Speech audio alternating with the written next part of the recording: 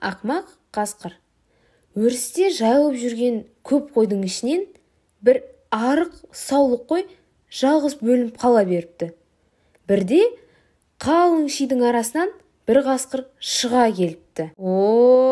Жерік асым, қайдан жүрсің? Іздегенде сендерді кездестіре алмаушы ем.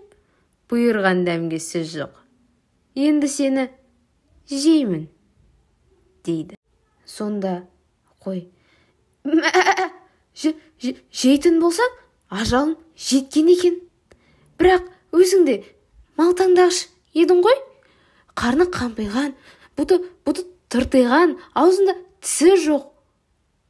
Бір асам еті жоқ.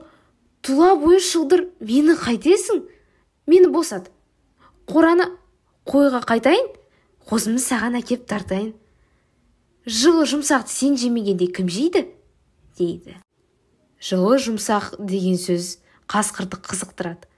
Қойды босатып қоя береді. Қасқыр жұтынып, қойдың бағланын күтеді. Қойда бағланда жоқ. Қасқыр түңіледі. Қой баласы момын ғой, алдауды білмеуші еді. Сірә оны ешкі антұрған, азғырған шығар, барып көрейін, деп қасқыр жорта жөнеледі. Бір белестен шығып төңірекке қараса, алдында қызылшаны күрт-күрт шайнап бір ешкі жүр екен. Көп қойда, қойшы да алыста екен. Іздегенім сен едің, деп қасқыр ешкіге бас салады. Жанымды алып қалуға себеп болар ма екен деп, ешкі мынаны айтады. Атаңда, анаңда жақсы еді ғой. Қой тұрғанда ол ешкіні жемеуші еді. Мен қарапайым ешкі емеспін.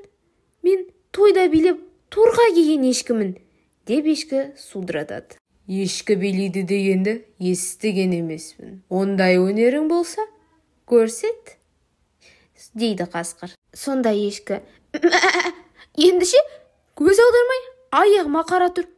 Мен бір билеп көрейін, дейді де, ешкі олай-бұлай секіріп, жылт беріп, көп қойдың арасына кіріп кетеді.